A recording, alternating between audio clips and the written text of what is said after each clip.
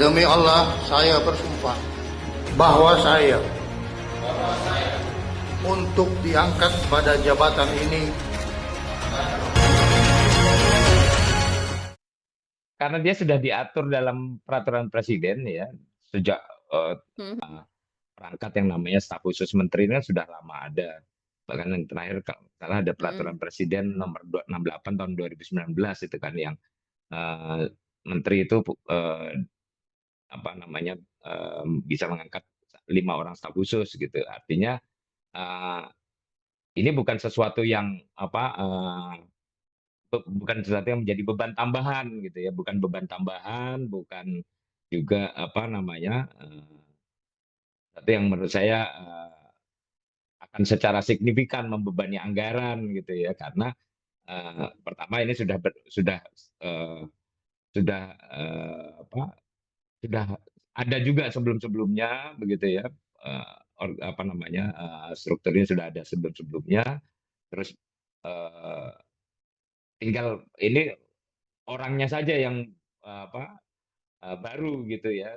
Kalau zaman Pak Prabowo termasuk Pak Menhan Syafri Samsudin kan juga termasuk apa staf staf beliau kan. Apa namanya Mhm. sekarang ada jadi ini jadi hanya sebenarnya hanya keberlanjutan dari yang sebelumnya. Jadi ini bukan bukan penambahan, bukan Mhm. beban anggaran tuh ya.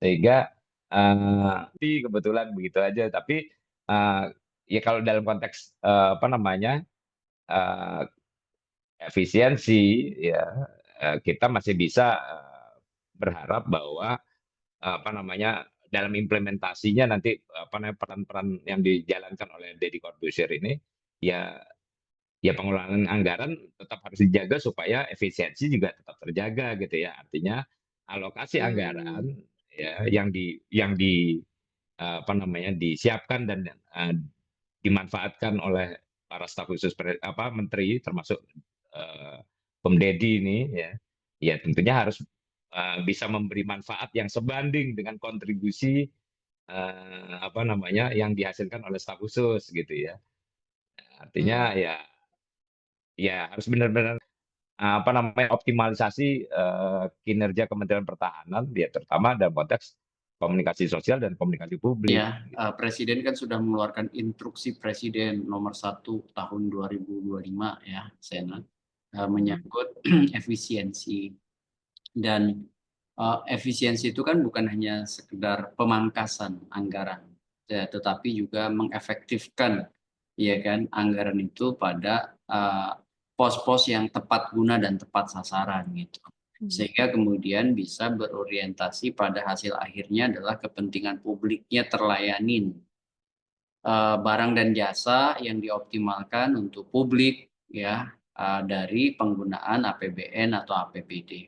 Nah ini kan akan jadi bagus, cuman kalau kemudian pemerintah, melakukan efisiensi paling tidak kan butuh 3 tata kelola, Sena. Pertama adalah manajemen data, yang kedua manajemen birokrasi, yang ketiga manajemen komunikasi.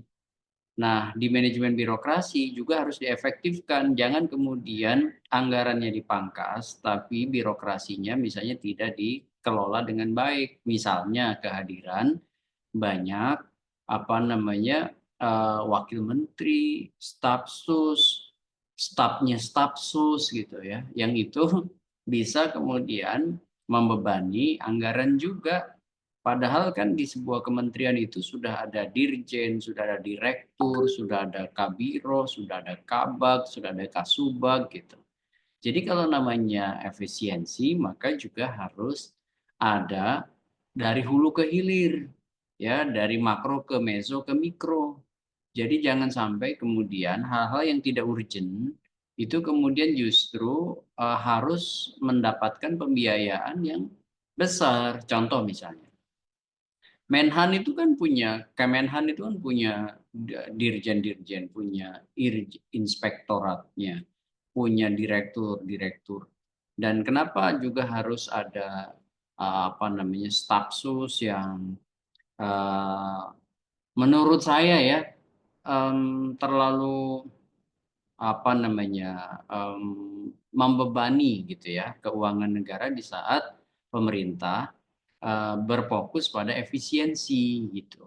Dan ini sebenarnya bukan Kemenhan, di banyak kementerian. Kan kementeriannya aja udah gemuk nih, ya udah lebih dari 100.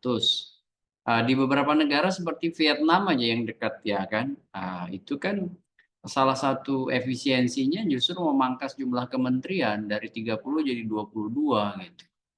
Nah, artinya ya memang itu baru kemudian efisiensi. Ini kan kita udah mengubah nih jumlah kementerian dari 34 maksimum menjadi lebih dari 100 sekarang karena disesuaikan dengan kebutuhan presiden, kan begitu.